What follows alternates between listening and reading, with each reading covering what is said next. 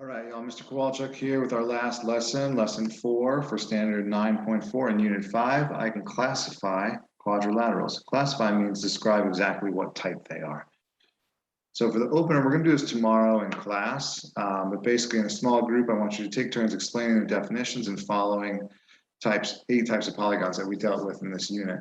If you need to, please, by all means, feel free to use the definitions side of your quadrilateral family tree. I'm going to help you out with those notes, okay? Might we review those now before we jump in?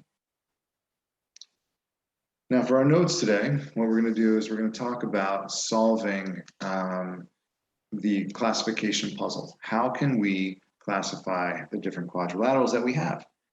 In order to determine what type of quadrilateral we're looking at, that's classifying, we need to understand all the symbols that the diagram shows us with regards to congruent sides, diagonals, and I left one out here, angles and parallel sides. So 4 different situations that we need to pay attention to. The quadrilateral needs to meet the requirements or definition that we have in our family tree. If we can't prove angle, sides, or parallel requirements, we aren't able to use that name.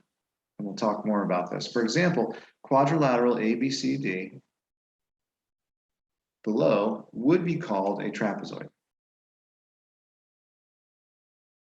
because the bases, right, we call these, the bases are parallel.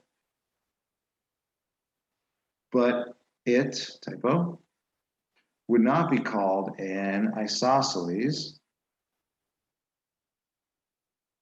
trapezoid, because the legs are not congruent. Right? We don't have any information here. Even though they look like they might be congruent in the diagram, we don't have tick marks or measurements here that tell us they're congruent. So therefore, we just can't prove that this is going to be congruent. That's the process that we're going to go through. This is a very basic one, but we're going to go through that process in order to classify all of these quadrilaterals for today. So now what I would like you to do is right now on this next page, go ahead and use your parallelogram family tree to answer all of these questions here. 5 ways we can prove quadrilaterals of parallelogram, 2 requirements for a rhombus, rectangle, square, trapezoid, isosceles trapezoid, and a kite, okay? When I say requirement, I also mean definition, right? Now, and with parallelograms, we have 5 ways that we can prove it. So you need those things, all 5 of those methods. We're going to be using those today, so jot those down as well. And of course, up top, what do we need to have a quadrilateral? So what's that definition going to be? Okay, pause the video, go ahead and fill these out right now, and then we'll come back and do 1 or 2 of these together.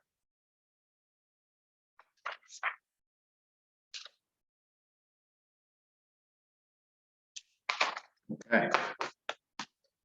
All right, so let's go ahead and check in with the first 2 practice problems.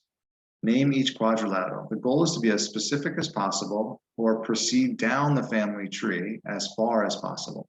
Provide a reason for your name, okay? So what I see here in this first one is I've got a quadrilateral. All right, cool.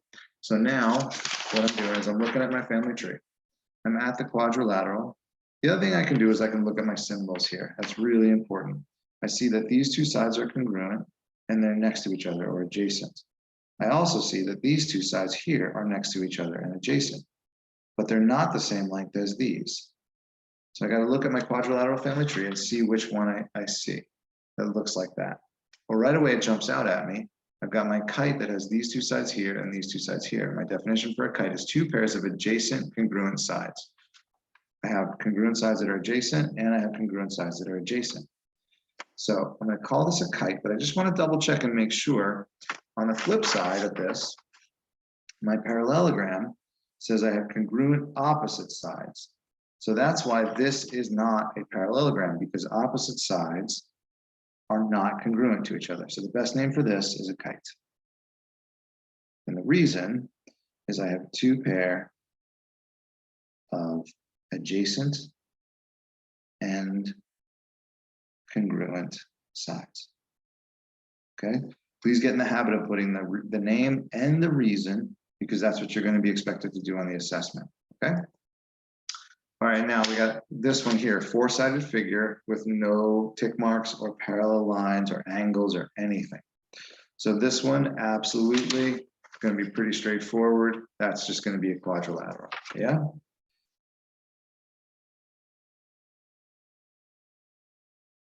And it's a four-sided polygon.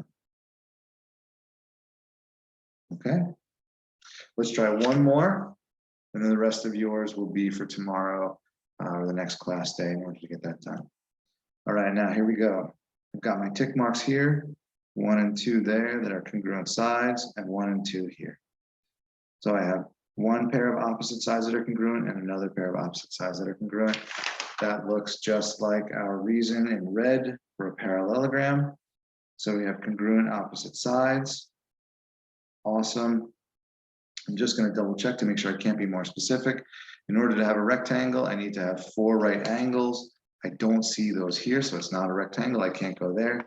And then in order to have a rhombus, I need 4 congruent sides. And I don't have 4 congruent sides here. I have congruent opposite sides. So the best name for this one, the most specific, is going to be a parallelogram. And the reason is we have congruent opposite sides. All right, y'all. I hope that was helpful and made some sense. The next class day, you're going to get the chance to finish up the rest of the practice problems. That's going to be our last lesson for Unit 5. All right, y'all. We'll see you in class next time. Finish up these notes and have a good night.